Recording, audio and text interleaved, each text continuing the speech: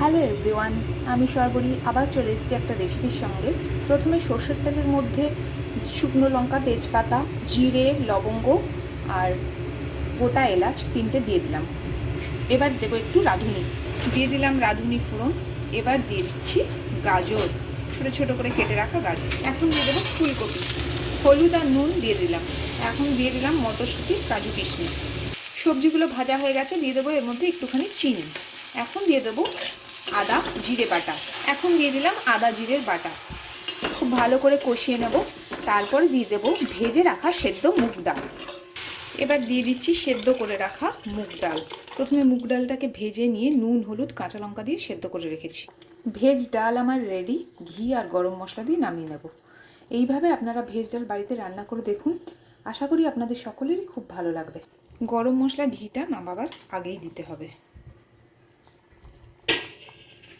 Recipe পছন্দ হলে বন্ধুদের সঙ্গে শেয়ার করে দেবেন। আর যদি ভালো লাগে তাহলে আমার চ্যানেলটিকে সাবস্ক্রাইব করে আমার পাশে থাকার অনুরোধ রইল।